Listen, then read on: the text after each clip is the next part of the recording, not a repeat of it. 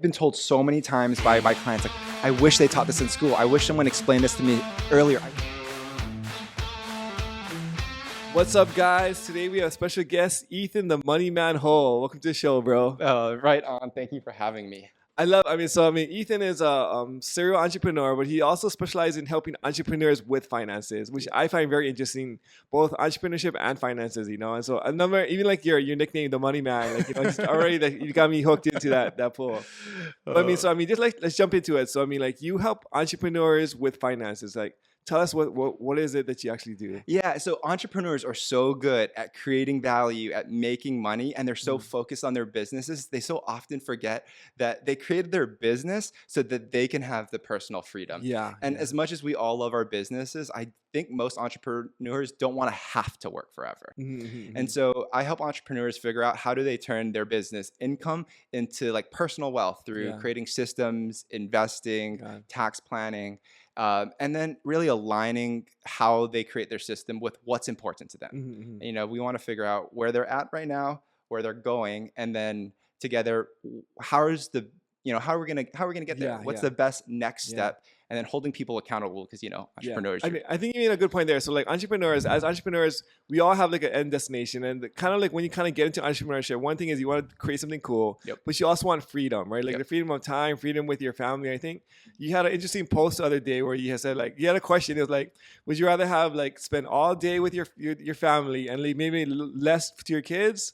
Or leave spend no time with your family and spend leave a huge sum to your kids, right? That was a very interesting question that you had. Yeah, you're trying to tickle the extremes of things, knowing when you get into entrepreneurship, as you hinted at, it's why don't we just do both, right? And it's absolutely we want to spend time with our kids, we want to set them up financially, but oftentimes when I speak with people, they don't have a clear understanding of their priorities.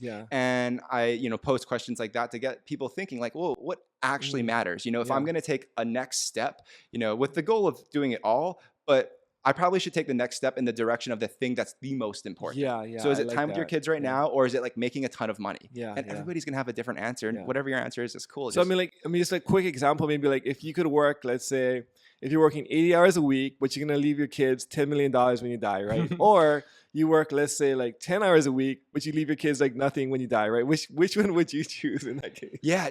And if I'm going to be totally honest, I'm in constant push and pull with it, and the hard part is that every time you're doing the one thing, you're working, you're I should be spending with my kids. And then when you're spending with your kids, you're oh, I should be working. And so it's a constant work on staying present in the moment. And I'm settling in somewhere in the middle, right? Where it's I am okay taking a longer time to build something meaningful if that means I get to spend the first 5 years with my daughter. And the thing is you can always make more money, but you can never get back those times that when your daughter is 2, 3, or however old she is. Yeah, that really essential time. It's fleeting and it's priceless. You'll pay anything to get that back in the future. But the thing is, when you're in the middle of it, you don't realize how important that is until it's already passed. It's super easy to put your blinders on and just I'm doing this for them. I'm working so hard. I'm never coming back. I'm working 80, 100-hour weeks for them, and they just want you there loving them. But I feel like this is a big conundrum for entrepreneurs because the beginning of your business is so much more valuable than the ending, right? So if you do really well in the beginning, it compounds later on, so you're working less then. But the beginning with also when your family's young, so it's that push and pull, where do you spend your time and energy, right? Totally. If you can get into the entrepreneurship before you even start the family, that would be the best way, right? Right? But then now you got sacrifice time with your wife or your there's always a sacrifice, right? So it's always you're choosing your sacrifice, but you're also choosing your priorities at the same time. So absolutely. So when you work with entrepreneurs, how did you stumble into, because there's a lot of financial advisors who work with, let's say, people who are wealthy, who have been around, they're not entrepreneurs, they're maybe they inherited money or other things, but why did you kind of focus on entrepreneurs? Yeah, so I've never had a normal 9-to-5 job. I got into financial planning and financial services industry as an independent contractor. And I started really at least when, in my perspective at that time, I thought I was doing really well. I was 22 years old. I was making 6 figures. That is very good. And it was stacking 30, 50% growth rates year after year. And I quickly got to my income goal. And I was dang, I'm paying a lot in taxes. actually bought my first place, you know, did it all by myself, Nice. saved up the down payment, put it down, and really I borrowed from what I should have been paying in taxes, right? Got And it. then I Got it. got the tax bill, was like, wow, I don't have the cash to pay that tax bill. Like, this is Because as an entrepreneur, when you're 1099, you don't realize like you actually have to put aside money for taxes, right? 'Cause right. you see it coming into your checking account. Yeah, I made like 20 grand or whatever this month, whatever, and then but you don't realize, oh, actually maybe like half of that actually you have to put aside for taxes, so it's not 20, all. 30% at least you got to put Yeah. that aside, which thankfully in financial planning, I knew I had that much. And Okay. and it was a purposeful decision. I was like, you know what? It's not that much interest wise when I Yeah. like don't pay my taxes on Yeah. time. So I'm going to borrow that from the government. Yeah. But what really got me was like, I was like, I think there's more to minimizing my taxes than Mhm. I'm doing. And I went to like tons of different CPAs, did a lot of research, and I finally figured out like I can change my entity election and I can run Mhm. payroll for myself. And, Mhm. you know, I can avoid a lot of the self-employment tax, which was There's a lot of creative ways where you can save taxes where it's just like you sign this document or this document and like one stroke of the so pen is like easy. boom, it's like it changes everything, Yeah, right? and So and I was like kind of embarrassed that it took me 3 years to understand like this one tax strategy that saved me. Like the first time I did it was well over $10,000, and then I take that money, invest it, and you know that over a 20 or 30-year period is a huge number. yeah. Especially if you continue to have those tax savings year after year, which when you Yeah. implement the strategy, that's how it works. Yeah. And I was like, wow, I can't believe I didn't know this as a financial advisor. How many other people don't know this who aren't in finances? Yeah. And I was like, Yeah. there's a ton, you know, Yeah. and so that like got me interested in serving entrepreneurs, and then, you know, learning more about how the financial service Mhm. industry works. The company I was at the time just didn't align with me and how I wanted to do business. And so when Mhm. I decided to branch off and start my own company, Mhm. I knew I needed to niche down. And so I was like, Yeah. well, I'm an entrepreneur. I like entrepreneurs. Entrepreneurs are the backbone of, you know, our community. They're the ones that provide all the solutions. Let's help them. Yeah, I mean, like entrepreneurs create jobs, right? They're solving problems and stuff. I mean, everybody like the government solves problems, but just like at a way slower pace, At right? such And a like, slow so- pace and spends way too much to do yeah, it. yeah. It's just like less efficient, right? And Yep. so, but the one thing is like, so as a financial advisor, when you work with entrepreneurs, I don't know what kind of entrepreneurs you work with, but like for me, the most entrepreneurs I know are they don't have any money, like you know they're broke. I mean, that been your experience or what? Yeah, absolutely. Like it's a tough market to be in because there's a lot of aspiring entrepreneurs, right? And you're in the beginning stages and it's a Mhm. grind and everything's Yeah. going back into the business. And Yeah. so, yeah, we usually are more working with more, I think, seasoned entrepreneurs who Okay. have had some business Some track success. record. They're kind of like on like step 2 or 3 on their journey. Yeah, so. yeah. They're starting to realize like, okay, I have money coming in and Mhm. I'm making a profit, and now what? Right now, taxes are an issue. Mhm. Now you have a lot going on. You're managing it, you Mhm. know, usually managing a team, Yeah, and yeah. so it's those that are really able to do good planning. Yeah, yeah. For the entrepreneurs who are just getting started, it's the education. You know, it's like, Mhm. okay, this is how you need to create separation between your Mhm. business account and your personal account. If Yeah. you start an LLC, it's taxed as a sole proprietorship. You need to make an entity election if you want to. What's the difference between 1099, W2? Like all those things Yeah, that you yeah. should understand as a business owner, Yeah. how to keep good books. The thing is, like, when you're starting a business, is you're just focused on making money. You're not Mhm. focusing on accounting or bookkeeping. And You're so right. I know when I first started, like, my accounting bookkeeping was like I didn't even keep any like record. It's trash. Everyone starts with it was like a napkin, like you know, Yeah. like here. I think I bought a house for this much. I think I spent this much, but Yeah. like I'm not 100% sure, you know. But I feel like as entrepreneurs, when you're first starting, it's so hard to like keep track of finances, and then down the line, it's like but it's so vital. Yeah, know, you need so. to do it. So most times entrepreneurs do that, and then they hit a boiling point where they're like, okay, I need to figure like one of my best friends in college just hit me up. Serial entrepreneur, you know, exited a business, multiple real estate guy, multiple real estate investment properties, now working 1099 job, million things going on, making tons of money, but like is just overload on and stress, you know. And he's finally like, okay, Ethan, like I need to get organized, I need to trim the fat, I need to delegate things, like I'll pay you anything. Yeah. Help me. And it was like, I want to take that person who hits that point and just help them avoid it. Yeah, You know, yeah, and it's hard to do because people don't take action unless they're in pain. But that's the thing is like most of the times is like it's way more motivating when you're in pain already than like then you see it coming down the line. Like 'cause I mean, like I know accounting bookkeeping is gonna be a problem, but like I worry It's about not a that today later, right? problem. But after you're in it, like, oh, okay, like I owe all these taxes. I'm trying to figure out these things, or like, where's my money coming in and going? Now I reach out, like, who can help me? And it's like, probably your name will come out to like a lot of these guys. It's like, oh, he told me to keep it separated. I did that. And now it's easier to go back and like figure it out, or something along those lines. So I love to try to help people avoid and be proactive instead of fixing. It's 100 times harder to fix an issue than just do it right in the beginning. But like we know, entrepreneurs make money, focused here, and I get it because I was there. But that's what we try to do. So what do you like the most common things you see, like mistakes that entrepreneurs make when it comes to finances or like budgeting or money? Yeah, they don't pay themselves first, and so they don't set aside money to to do basic needs for them and to pay their future selves. They don't have the separation between their personal expenses, their business expenses. They don't keep good books, and everything is going back into the business. And so, everyone says like, invest in your business. I just believe you got to do both. Like you have to put money back into the business, but you also have to pay yourself. You have to take care of you because you are the person who is making the business happen. And so like, what is there a percentage? Is there like amount? What's like the strategy when you're trying to figure this out? I know. I wish you could just give you like people like, hey, this is what everybody should be doing. But that's where money is really unique to everybody's situation. It depends on, are you starting from a completely blank slate, or do you have debt, right? Are you coming to the table maybe a little bit behind zero? And it depends on the level of income you're in. So there's a lot of nuances to it, and that's where like the one-on-one is really helpful. I mean, like really personalized like their goals, like what their lifestyle, a lot of things, and what they're trying to accomplish too, right? So, I have clients who spend $5,000 a month, and those who spend $50,000 a month, right? Those who make $10,000 a month, those who make $100,000 a month, and it's so drastically different. What I mean, like, so like when you're like working with these clients or these different guys, I mean, what's like your typical like process to like, do you like, hey, let me look at all your books? Like what's like the, like, let's say you're going to come and work for like, for me, it's like, or it's like, hey, can you help me with my finances, Ethan? Like, I'm like, I don't know what I'm doing. Like, what would you ask for?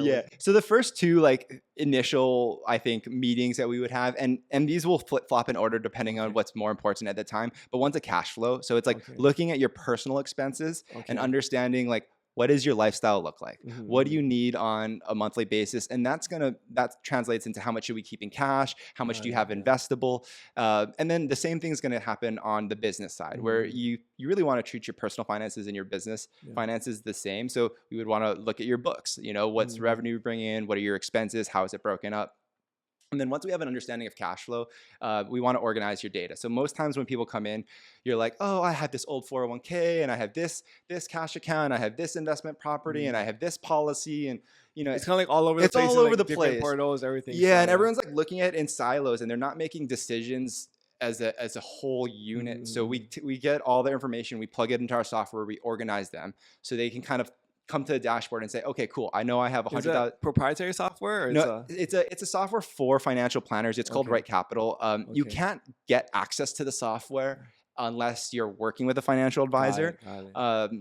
There's a ton of there's a good amount of softwares out there, but when I started my business, I went and tested them all. Some of them are so like complex that you're just never going to use it well. There's always a balance where it's like, if it's too complex, you can do everything you want, but it's just so hard to like understand. There's a too simple where it's like, it's very simple, easy to understand, but it doesn't do everything that you need. So you always this balance, right? So it's like powerful but user friendly. And so the one that we use, I think, it strikes that balance perfectly. I mean, like that just goes to, let's say, like, like as a business owner, or even like for your personal finances, having access to the information is so helpful in making decisions. Totally. I think the thing is like, and then like you mentioned, like having things in silos, it's hard to like silo, and then like put them together to understand, because you have to process all the information together at some point. And so when you have it on a single dashboard, you're just able to process all the information like easier, so now you can like make decisions. You're like, oh, what's the tax location of my assets? Oh, this is tax free, this is tax deferred, this is taxable. Oh, I wish I could have a little bit more in tax free for whatever. And then you're like, okay, cool, now I know how to make a shift, right?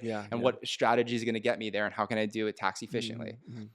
So I mean, like so like they sign up for you, like the thing, you guys kind of go through an auto cash flow, you get them on the dashboard, and then do typically people, you see people like they spend way too much or like they're not saving enough? I mean, like what's like The entrepreneur, okay. specifically for entrepreneurs, they want to out earn their way out of any financial problem. Okay, They're okay, just like, I make love more that. money, just make more money. And it's like, yeah, like it, yes, but it also just compounds and stacks. So you need to create the systems and the processes. So when you make more money, that money has a purpose. It knows where it's going. And you don't just continue to do the same cycle of like, yeah, digging yourself in. Can you explain, like break that down a little bit more? So Yeah, so like, I'll use a story without names. So like I started working with this guy, you know, and he's like, I see him on podcasts, like, we're doing $100,000 a month, blah blah blah, like we're crushing it, looking so good, you know, driving all the nice cars, and so we start, you know, looking at his finances, and we're like, oh, you know, one, you run an online business. How do you have 2 vehicles under your car? Like, is this legit for tax purposes? And is it what you need? Because when you actually look at your personal expenses, you have no assets to your name, you're hundreds of thousands of dollars in high interest rate credit card debt, and you may be making all this money, but you're spending it. And so it doesn't really matter how much you're making, it's what you keep. Yeah. So like, where can we trim the fat? And, you know, and sometimes, sometimes it's a losing battle. Sometimes they just like, I just want to make more money and we're going to hammer it. And sometimes they get it and they're like, oh yeah. You know, if I can make half the amount, but if I keep double, it's better. I mean, the thing is, like, I think like to your point, for entrepreneurs, we're so focused on just making money and like trying to outmake like our expenses. But if you just do like a simple like personal audit, then like it can really help you to make better decisions. But a lot of times, number one is it's scary because like you know it's bad and you don't kind of want to take a look at it, like, you know. And the other thing is just like, it's also like a time and attention thing where like if you're taking away your time and attention from like your money making and you're going back to like, let's say like trying to do your accounting and bookkeeping, it's a focus. Is it like, the best use of your time? Yeah. And so you're always trying to like juggle the two things, right? So that's the problem with entrepreneurs, especially the successful ones. So I saw you on Ryan Panetta's podcast, and it was he touched on it really well. You guys had a good conversation where it was like the people who are successful and kind of, I don't want to say, they may be cocky, like I can do it myself. Can do it themselves. Totally. Like, you're smart enough, you're capable.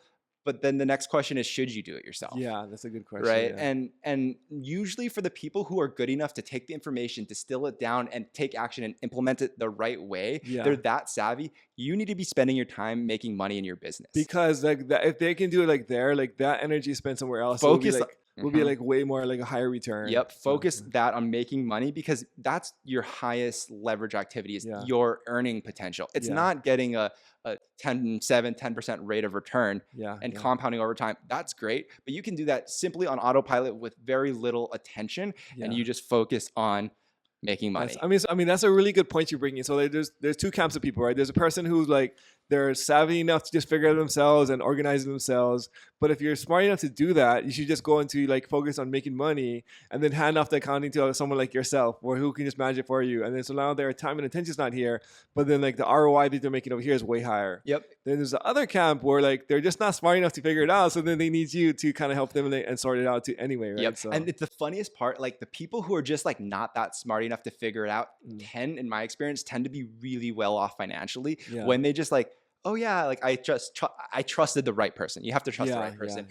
And they just do the things, right? And they don't overthink it, and they don't get in their own way, and then they stay in their like lane of genius. I mean, I think a lot of times it comes down to trusting or finding the right person or the right team member, because I mean, we all have heard the stories of like the financial advisor who like whatever, like steals all like these athletes' money or whatever, misappropriates or whatever. And so like making sure you have an advisor, number one, who's trustworthy, but also knows what they're doing, right? Because like there's a lot of advisors who are just maybe like they're in the industry, but they don't really know what they're doing. They're just maybe like very social or very like good at making friendships, right? So, like anybody who's listening to this should know that financial advisor is just a general term that pretty much anybody can use. Okay. And so a lot of financial advisors, I'll throw up some air quotes, financial advisors are just product salesmen. You know, they're selling typically insurance products, life insurance, annuities, and that's how they're compensated. So they'll put a financial plan together, but they have other incentives, and the products can be good and they can be good people,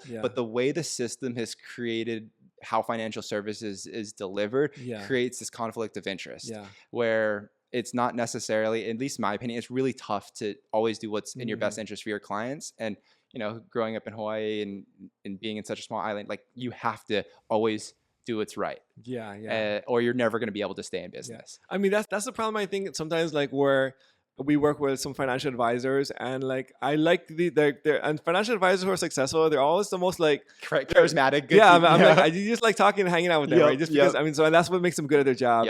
But at the same time, I'm always like when like there's like, hey, here's some like options.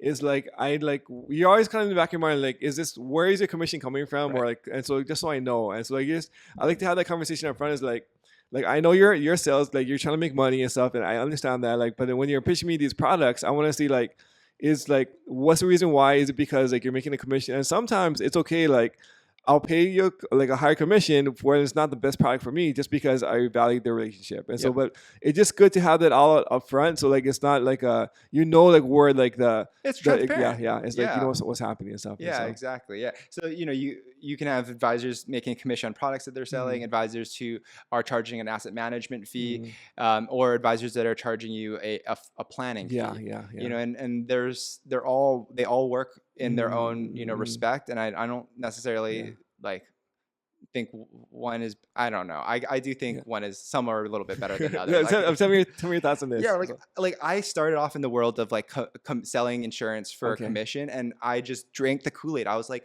this is a good product. If I sell it to people who need it, there's nothing wrong with it. And I still believe in it. I still have a lot of the products.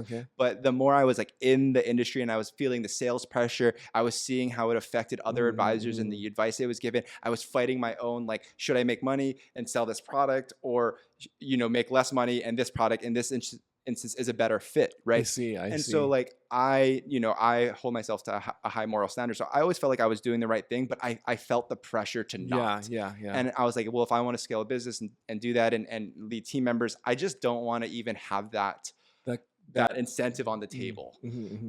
So yeah, that was a part of why I wanted to do that. I mean, that's a big challenge. I feel like across all businesses, where like there's always like the intent for businesses, you're trying to add value to the world, right? So like you're offering a service for like a price, whatever it is. But there's always like there's different layers of this, where you can offer a better product for a better price, or you can offer a worse product for like for whatever price for the consumer. And you always balance like making a profit versus also serving your customer, right? Yep. There's a lot of variables the way and the time it takes, and then who you're speaking to, you know, because some people value time over anything else, right? And they're willing to pay a lot more to save a little bit at a time because they value it. I mean, that's an interesting thing. I think I was listening to a podcast where like when you serve, let's say, somebody who's like makes a lot of money, then like if you save them like 10 minutes, they're like, that's easily worth like 10 grand or whatever. Like I'm like happy. If you save me time, like I'll pay happily for it, and they're happy for it. It's a good exchange for them. For someone who's like a brand new entrepreneur just starting out, is like you have to like pry this $50 from my cold dead hands, because like I need this money. Like, you know, it's like if you save me like 2 days, I don't care. I'd rather have the $50. And so just depending on who your clients are, it makes a big difference on the returns and like some things you're making. The more affluent your client is, the easier they are to work with in general. Yeah. Because you probably have like a wide range of like very like successful people and people who are just starting out, right? So. Especially because I started when I was 22. I have the people who like started with me, and then I have the people who are like 22 and just getting started, and then I have the people who are 70 and, you know, retired and multimillionaires and living their best lives. So it's like it's really cool to like take the lessons learned from the people who have been there, done that, which they've all told me. I wish I started earlier. You know, I wish I invested a little bit more, and then take those and say, okay, young 22-year-old just starting, like these are the lessons they learned. This is how you implement it. What makes sense for you, and really helping them, you know, supercharge their success by starting just a little bit earlier or doing just a little bit more, that little extra push. And I think sometimes we all need that, like, you know, just like that little motivation to like just like take action now for like our future. But it's so hard unless you have like a pressure, outside pressure, or somebody kind of like holding your hand or kind of pushing you to do the right thing. Like, you go on a run, like you think you're going to run your mile faster if you have someone pacing you and pushing you, or you're just like running it on your own. Like you're just going to perform better when you have someone being like, focus on this, you can do more, you got this, encouraging you, creating like structures for you to succeed in. And also just like to having like I think somebody once said something that was really insightful, is whatever gets measured gets managed. Yep. And so like a lot of times, like whether it's like your calories, whether it's your finances, if you're not looking at it, it just naturally doesn't happen. But once you just start looking at it regularly or measuring it, it just your just brain like naturally like finds a way to make things work out better. Yep. So, I always equate it to like a plant. Like if you put a plant in the middle of the room, you give it sunlight and soil and love. mm-hmm. Do you think it's going to do better versus like you put it in the corner, you don't give it sunlight, you don't pay attention to it? Like where, you know, Tony Robbins says where focus goes, energy flows. Yeah, that's the true. things That's that you so measure true. grow. And that's like, it's all part of that. So even, you know, sometimes our meetings with clients, we may not do anything that's like crazy life-changing and strategy, but we spend time looking at their finances, understanding where they're at, understanding their goals. And then that translates into them making different decisions for the next month, 2 months, 3 months. You start to derail from the plan. You start to, because we're human, and then you have another check-in and you're like, oh, okay, we're recentering, we're bringing it back. We're looking at what's important. I can see that being really, really helpful. You know, I mean, just like maybe like monthly or whatever it is. I mean, however, like just regular check-ins where let's review our finances together, and like you have somebody to kind of like, it's not just like you, right? Because like you can kind of fudge your own numbers, or like you kind of give yourself more grace, but you have like an outside person who's like unbiased, right? Like let's show me what's going on. Then you got to it's probably gonna be painful, right? If you're happy to do it, it's like then like there's no issue. It's like what you said earlier. It's like a lot of people don't want to do it because like they avoid it. Like that's like one of the biggest symptoms of like finances and being stressed is like all this stuff, and you don't open up that credit card statement because you know it doesn't look good, or you just avoid it, right? So when you have someone's like, hey, sorry, we're not going to avoid it. We structured this time. This is a study hall for your finances. No bias here, no judgment here. This is just so you can improve. Yeah, there's a lot of unquantifiable value there. So I mean, like, do you ever get guys who, let's say, like they just inherit a lot of money, or like they somehow come into like a big sum, and like that, like guys who could be like they win the lottery or they could get a big inheritance? Yeah, I mean, I took a call earlier this week. You know, his father unfortunately is passed away, and he's inheriting his estate, selling 2 properties. You know, it's going to be many millions of dollars, and he's like a young kid. He's like, I have no idea what to do. And then, you know, in financial services, like everybody comes out of the woodwork. Everybody wants to sell you this thing, buy this thing, and it's like hard to make decisions. And you know, you don't have a team in place. It's not your subject. You're grieving. Like there's just so much going on. So yeah, like we were able to talk to people like that regularly, where it's like, okay, yes, like, you know, you can just pay a flat fee. Right, we're gonna help you through this whole. So you guys are flat fee based, is that? We have multiple options. Okay. So like my main option is a flat fee, and that's where we start. You know, and then in an ongoing service, like most of my clients who work with me typically stay, and so we want to build a lifelong relationship. And so in year 2, 3, 4, 5, that flat fee either changes to a retainer fee or an asset management fee. Got it. A lot of people do just not want to have to deal with managing their investments. And so we do asset management, but it's not mandatory. We do planning. That's our flagship. And then for people who aren't ready for one-on-one planning, we have a course. Okay, like online course? Or digital course, videos recorded. I give them access to my software. I walk them through. I'm like, this is the planning process. This is what you do. You create your spending plan. Here's the worksheet, right? Here, if you're in debt, this is the worksheet. We have over 100 worksheets in the course. You know, it's hours of videos of me walking you through all the different core topics of financial planning from like a very unbiased, like, this is how you approach it. This is how you approach risk management, cash management, you know, managing debt and credit. So you can have that foundation to make empowered decisions for yourself. You know, like one of the things I like fantasize or just thought about in the past is like, what if I won the lottery? Like, what would I do with that money? Like, let's say you won like $100 million, right? And I was like, what would I do with this? Number one, I think like I need to get advice from people, right? And so like, but I can imagine like a lot of people would be like, hey, you should do this, or you should help this cause, or you should invest this way. And so like, but it's the same thing as if you inherit a lot of money from like, let's say your father or your estate or whatever the situation is. And so like when somebody inherits like a bunch of money or they receive a big sum, what's like the strategy to do that? Yeah.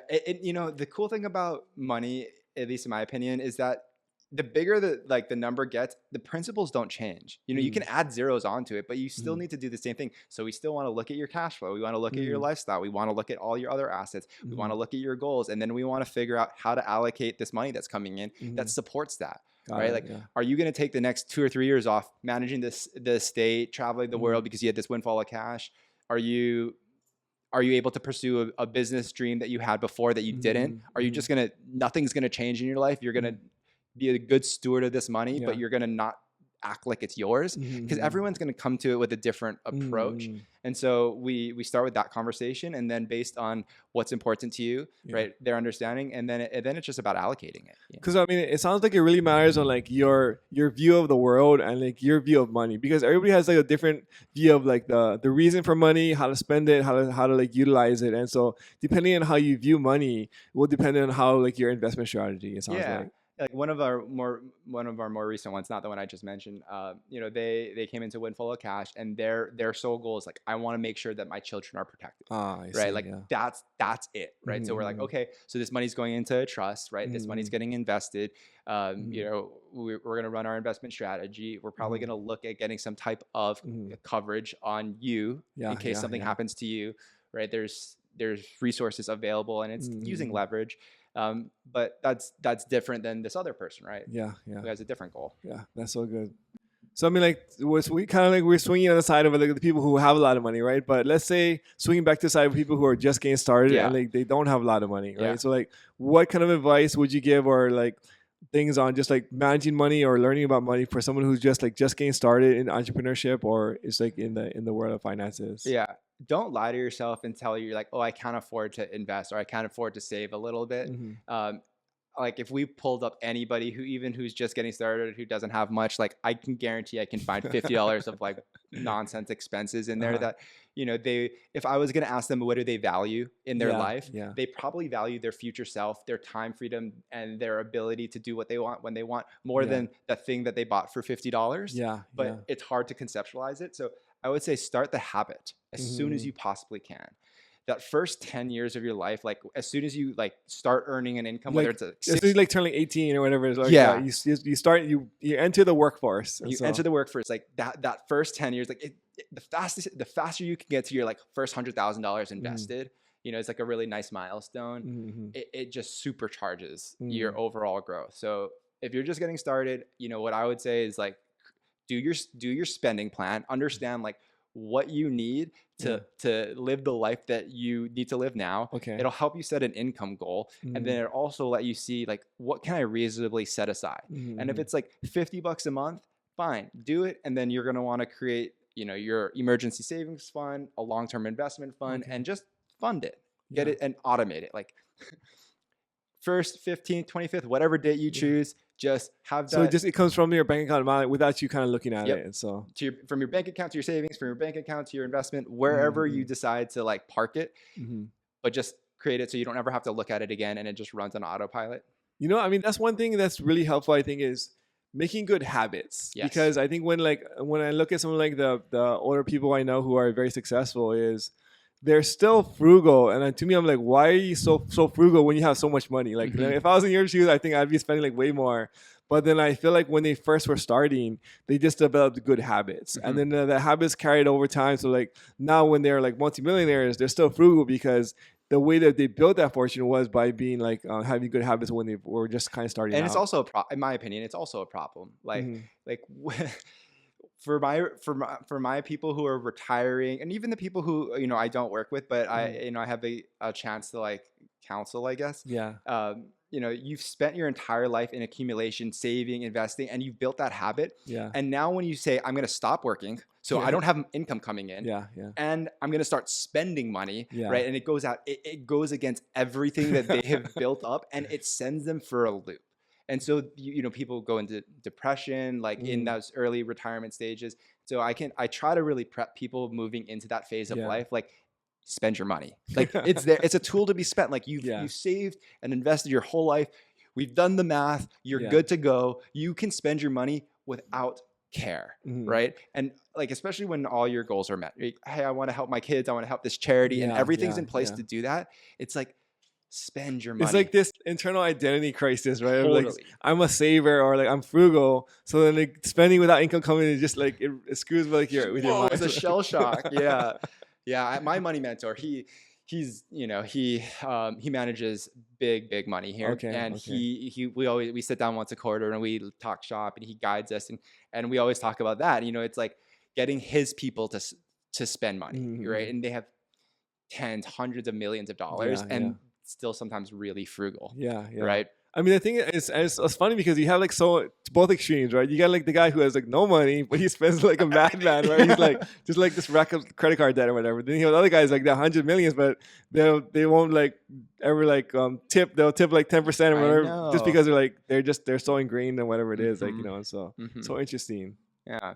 Sometimes it doesn't matter. Like, the crazy thing with money is, like, it doesn't matter how much or how little you have. It has very little bearing on how you feel about your money. What do you mean by that? Like, you can have, we've all heard the stories of people who have so much money, but they're depressed, right? Or people who have very nothing and they're really happy. Like, the amount you have in your bank account, your investment account, doesn't track to your perception of your finances and how you feel. Like, they're just independent from one another. You were talking about like the actual number. Yeah. So like if somebody has like 1 million or somebody has like, let's say 10 million, like it doesn't like the 10 million is not like 10 times more happy than like the person who has like 1 million. No, so. and the guy 10 million could be uber happy or uber depressed. And the person who has 1 million could be uber happy, uber depressed. Person who has, $10 could be uber happy. Like, about their financial situation, not just happy in general. Like, the way you feel about it and how much you have just don't map.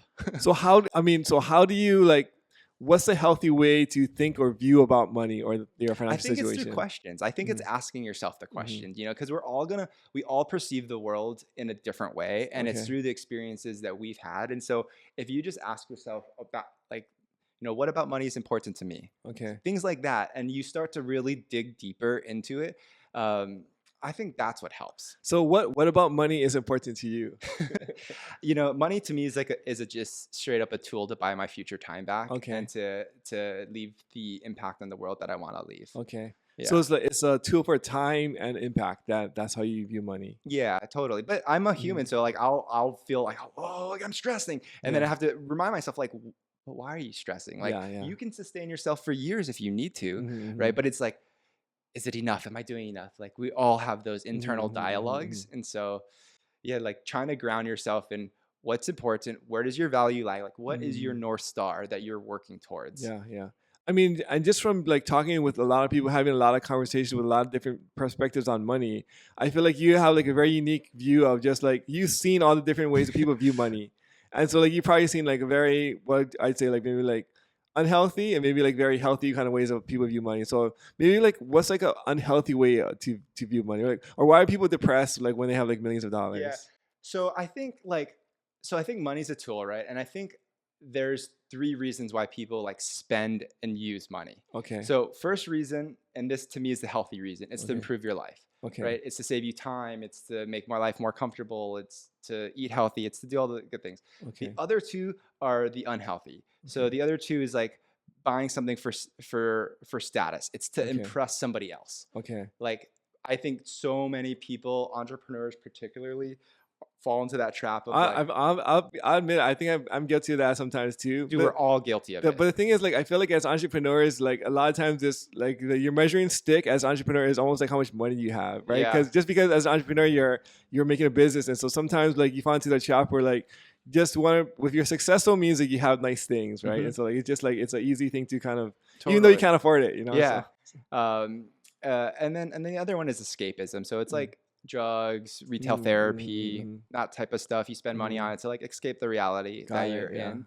But yeah, I do think like status is one of the big ones, which is why, like people love real estate, because you can show your cousin, your mom, your dad that beautiful house you bought. And especially in Hawaii, when you buy a piece of real estate, like you're successful. Yeah. Like everyone's like, oh, you made it. You bought your place.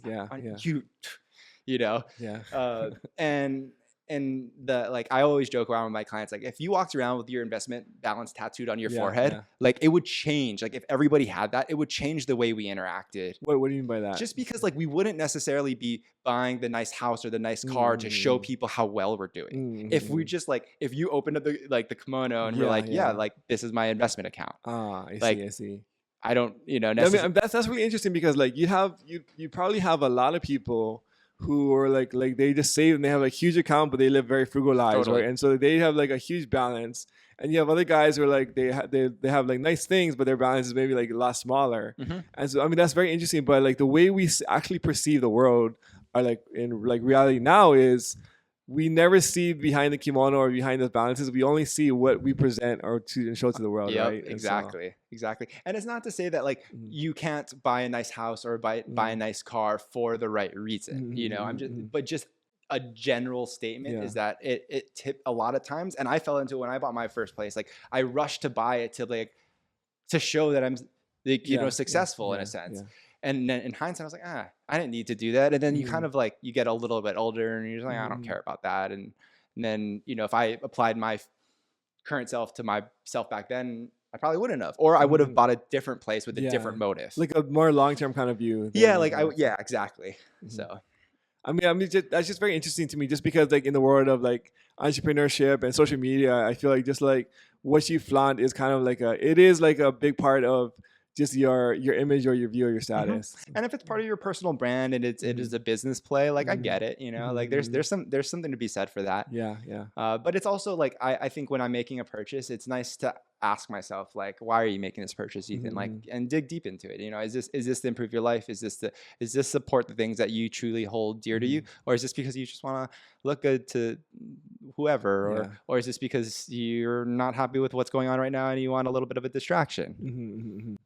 I mean, you got me thinking right now. So, yeah, I mean, just very interesting conversation on money and status and identity. You know, and all these different things. And I mean, just like you're being in the world, in the space, like the entrepreneurship and money they're tied so closely together. Like, you know, so like one of the things is like as entrepreneurs we think about money, we use money, we spend money, the world kind of revolves around it, and then sometimes it feels like you're just overwhelmed by just money, like you know. But it's so important to like understand and like figure out, you know. Totally. It's so undereducated, and it's such a interesting like topic, just like the subject of money. You know, it's like, what is money? It's trading power. It's paper. It's like not even real. Some people are like, money's not real, right? It's like this magical thing that just, it's like you can't like use this magical little card that just like does whatever you want it to do, kind of thing. Yeah, right? and then nowadays it's like it's all digital, so it's just like it's hard. You know, it's like hard to understand it. You can't touch it. I mean, you can, but like a lot of our accounts and stuff, it's just numbers on a screen. Yeah. So I mean, like, and when you're trying to, I guess, like, think about money in a healthy way, like what are some tips we can give to, like, let's say, like, be more healthy with our perspective of money, you know? I think you just need to like do your self audit and like understand where you're coming from first. You know, it's hard to, I always have my clients like get a clear, it's all about building clarity, and it's clarity around where you currently stand, both like in your financial health and in your money mindset. And then where do you want to take it? So I'm always about, you know, the self-reflection, asking the questions, and as a starting point, you know, because everyone, again, like depending on where you're starting from or where you're coming from, some people will take a left, some people will take a right, and that either one's going to lead them to a better relationship with their money. Yeah, I mean, that makes a lot of sense. So I mean, like I think you guys are putting on like a workshop coming up or something. You've got some cool things coming up. Like tell us about that. Okay, so it's still in the works. We're kind of running with this idea. At least what we talked about. It's like about being a constant learner. So we want to help entrepreneurs figure out, you know, finances. So we're going to bring in somebody that's going to help with the marketing and the social media, so they can teach people how to, you know, attract and find new customers and clients. Then we're going to bring in someone to help with getting capital to fund and start businesses or scale businesses. And then I'm going to be a speaker helping people, you know, figure out how to keep the money that they're making in their business. And it's going to be for entrepreneurs with kids. So the kids are going to be able to do a science class or an art class. Why with entrepreneurs with kids? Like, because the three of us putting on the event all have kids. And we just know that, like, you know, entrepreneurs are so busy. And when you're not working in your business and you have a family, like that's where you're going to be. So if we were trying to figure out a way to bring it all together, and a lot of times money, finances, the success of your business touches your entire family. Yeah. Right. Yeah, Like yeah. your kids, your spouse all benefit from or don't benefit Yeah. from the Yeah. decisions you make in that world. Yeah. So Yeah. we would love to like bring it together as kind of a unit, and just the idea that you're constantly learning from like a child Yeah. to, you get into business. It's all about solving problems. Like you're just solving problems and learning how to Yeah. solve problems. So, lifelong learners and That's one of the things too, is like when you're like going to middle school or high school, like you never really learn about money. You like, No. like you kind of like learn from like it's a taboo subject at the kitchen table a lot of times, or just to talk about it. And so you never get like a healthy like perspective on how to manage or like what money is. Because like your TV or your peers all have like their own things, or they pull from different places. But like, it would be really cool if we have like, let's say like a class, like, instead of like being like there's like sewing and like metal shop, let's have like finances or something. Yep. Like, here's how you buy a house, here's how you like, improve your credit score, here's how you make a budget, or why you manage your cash flow. Mm-hmm. Those are things like in all of us, like it's so important in our personal lives, whether you're a business owner or just like you're working a job and you're trying to manage your personal finances. Yeah, totally. Like I have not been told, like I have been told so many times by clients, like, I wish they taught this in school. I wish someone explained this to me earlier. I wish someone like showed me and talked to me about this concept the way that you did. Like I've sat down with PhDs in math who I'm like way better at math than me, like way better. And explaining to them that inflation is increasing and it's eroding your purchasing power, and the money sitting in your checking account isn't keeping up with it. So I know you're not losing dollar amounts, but you're losing what it buys you. You're essentially losing money every single day it sits in there. And them being like, what? Like, and you're like, you just no one ever framed it up, because your mind computes way more than this, right? And that's like, so I've been told that, oh, I wish they taught this in school. So much so that's why I started the course. Mm-hmm. And then I realized that even when you do it and you're like, here's the information, like people don't do it. That's the thing too. Like there's like the information, and then there's processing the information, and there's actually taking action. Because there's so much information, I feel like nowadays, like in the world, but you don't know what to kind of pull, or what to like kind of like listen to. But then like after you get the information, you have to kind of process it and understand it, which sometimes takes somebody to like kind of handhold you, or for you to like spend like some time thinking through it. And then after you get the information and you process it, now you have to take action and actually apply it to your situation. Totally. Right? So. Like you can have the best information and take no action and it's totally meaningless. And you can have like really subpar information, but you take action and it's way more valuable. Yeah. It all, and that's where, and that's why I think a lot of what I do as advisors or other coaches out there too, or, we help with the action taking and the implementation. That's the value. It's not getting you a 1% higher rate of return, or teaching you that one thing necessarily. It's actually taking it to action. It's like the bottom line of like what's going to affect your life the most, right? It's like, it's not the 1% is not going to affect your life very much, but actually like saving money aside or like looking at your finances will make a huge impact in like to your future, or how you're gonna like live your life. Yeah, totally. So you guys are putting this event with kids. Are you guys gonna have like any like kids teaching moments, or what are your thoughts on? Yeah, so we're doing it like the place that we're doing it. Oh, I think it's kids art kids. I just learned about it. So they're all about educating kids. So that's their business. And so I guess it's a 4-pronged approach. Us 3 presenters, and then the people where we're hosting it. And so they teach typically, it was science, and I think music, and they do a lot of stuff. So I don't know what they're going to teach, but that's their whole thing. They're like, we teach kids. So cool, they're going to do it. So, but they're gonna have like their own kind of like kids section where they're gonna be doing some the stuff. place is cool. It has like a 3-towered like play structure. It has like a bunch of classrooms. So we have breakout rooms. When I was there, the kids were making candles, like beeswax candles. Cool. I mean, I like things where you can like arts and crafts. We can actually touch a few and see and then do take things. Away something too. Yeah, that's very, very cool. Yeah. I mean, to me, I like learning. I just like hearing about different things, and like so whenever people put on these like workshops or classes, I always like going to them. So definitely want to check it out. Yeah. So, yeah. So what's next for Ethan the Money Man Ho? Like, what are your goals for the next 3 years or next 5 years? What do you see? Yeah, I'm just working on building a really solid foundation for Kala Capital, my business. I want to be able to create a company that continuously provides value to our community, even without me. So I'm trying to build a real business, and so it's hiring, it's systems, it's processes, Mm-hmm. it's getting my name out there on social media. Mm-hmm. Thank you for having me on your podcast. Um, and it's the slow build, and I'm trying to remind myself, be patient, because the best things usually take the Yeah, longest yeah, time, but we all want it fast. We yeah. all want it today. We all want it now. So it's growing and scaling, but in a way that's sustainable, and still being able to like really have quality time with my family. I love that you're balancing like the quality time with your family and building the business. I think that's one of the hardest things to do as an entrepreneur, just trying to manage that balance between the two, like, and so Yeah, and the hustle culture these days is so yeah. real, where like there's so many people basically telling you need to choose, Mm-hmm, and I don't know. I don't buy it.